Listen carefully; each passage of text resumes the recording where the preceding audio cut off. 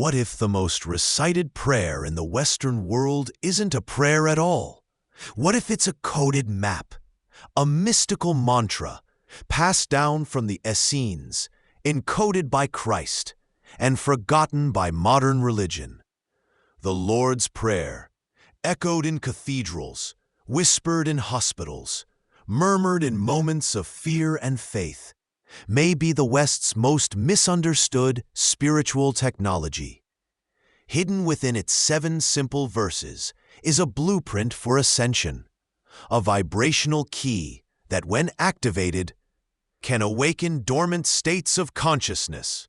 This is not just a prayer, it's a path. And once you see it, you can never unsee it. Let me show you what's been hidden in plain sight. The forgotten origins of the Lord's Prayer.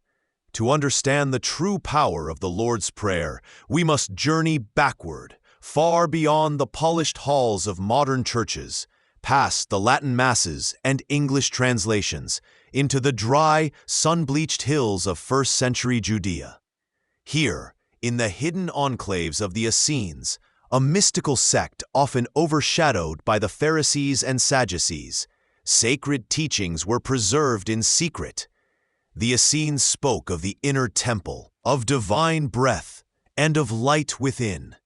It was in this context that Yeshua, known to us as Jesus, revealed a formula that wasn't meant to be merely recited, but lived.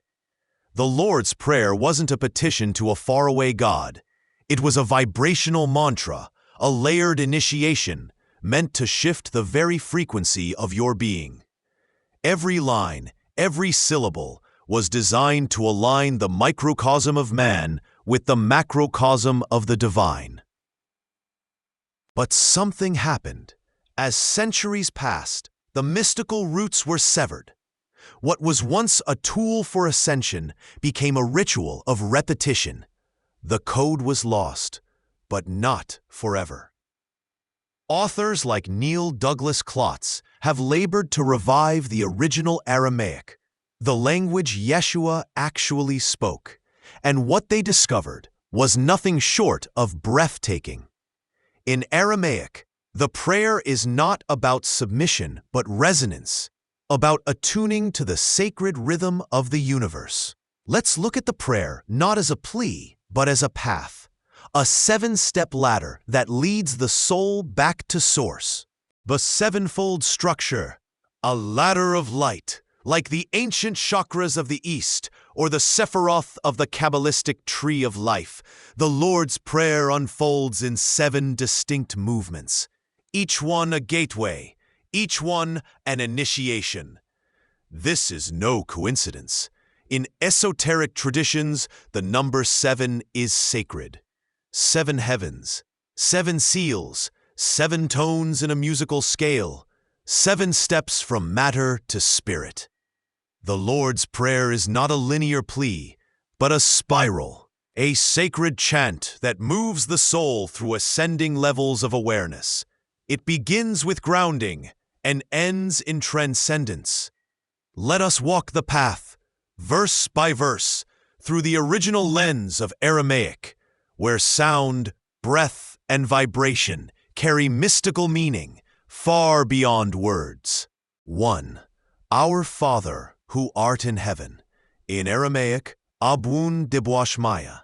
Not father in the patriarchal sense, but birther of the cosmos, the divine source beyond gender. Bwashmaya is not heaven as a distant place, but the inner space where all vibration arises, the quantum field of creation. 2. Hallowed be thy name.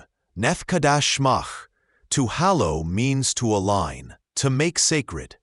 This is not about praising a name, but harmonizing your frequency with the sacred sound. The name as vibration, the logos, the word that is creation. 3. Thy kingdom come. Tete Malkuthak. The kingdom is not a monarchy, but a state of consciousness. It is the divine reality breaking through illusion. This line is a call to embody the kingdom within, as spoken in the Gospel of Thomas. The kingdom is inside of you, and it is outside of you. 4. Thy will be done, on earth as it is in heaven. Newe tsevyanach aikana debwashmeya af be'arha. This is about unifying the inner and outer worlds. Heaven is the vibrational field. Earth is your embodied life. The will of the divine becomes your own as the two worlds merge. 5. Give us this day our daily bread. Havlan lachma de sunkanan yaomana. But bread, in Aramaic, is also understanding, nourishment, vitality. This is not just food for the body. It is the spiritual manna that feeds the soul's journey, the logos itself. 6. Forgive us our trespasses, as we forgive those who trespass against us. Washboklan chaubain wachtahain. Ikanadafchnan shbokan lachayabain. Forgiveness here is a clearing of karmic ties, a release of energetic bonds that keep us entangled in cycles of suffering. It's a profound act of spiritual hygiene. 7. Lead us not into temptation, but deliver us from evil. Wela tahlan linesuna, ela patsan min bisha. Temptation is not moral failing, but distraction from your true essence. Evil is unripe potential, energies not yet integrated. This final line is a call for protection as you walk the razor's edge between shadow and light. 7 verses, 7 keys, 7 steps from separation to union. This is not poetry, it is alchemy. And when spoken in its original tongue, the prayer becomes a vibrational tuning fork, aligning your consciousness with the divine rhythm. The Aramaic language, a sonic technology. To truly grasp the power of the Lord's Prayer, we must understand the vessel that carry it. Not English, not Latin, but Aramaic. Aramaic is not just an ancient Semitic dialect. It is a vibrational language, built not only to communicate, but to resonate. Each syllable is crafted like a tuning fork, designed to strike chords within the human energy field. Neil Douglas Klotz, scholar and mystic, described Aramaic as a language of breath and vibration. In his work, Prayers of the Cosmos, he unveils how the words of Yeshua were meant to be experienced, not simply heard, but felt in the bones, in the blood, in the breath. Let's take the first word, Abun. It begins with the soft A, the sound of opening, of the first breath. Bu expands the belly, the womb of creation, and Un, a reverberation that echoes through the crown, like the subtle ring of a temple bell. Each phrase in Aramaic is a multidimensional mantra, speaking to the body, the soul, and the field of energy around you. English flattens this. Latin calcifies it. Aramaic liberates it. These are not just words, they are activations. In ancient mystery schools, sound was sacred. Egyptian priests used toning to heal organs. Sufi mystics spun to align with divine frequencies.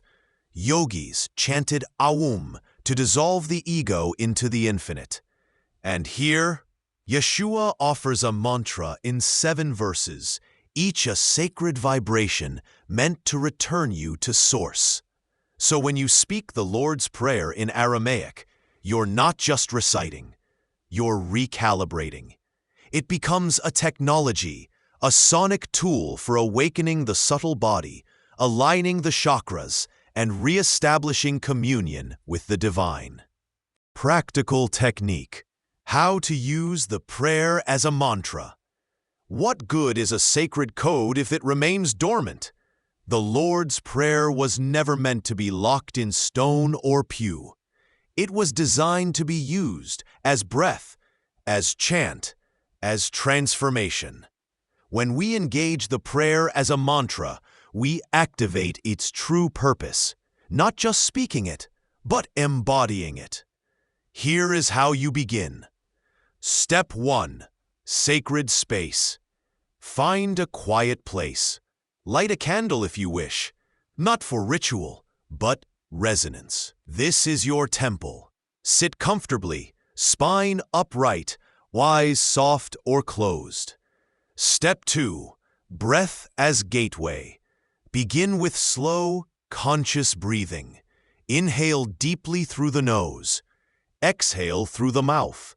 With each breath, imagine descending from thought into presence. In Aramaic, breath and spirit are the same word, ruah. Breath is not a preparation, it is the prayer. 3. Chanting the mantra. Now, speak or chant the Aramaic version of each line. Slowly, with intention, let the sound fill your chest, your bones, your field. Here is the beginning.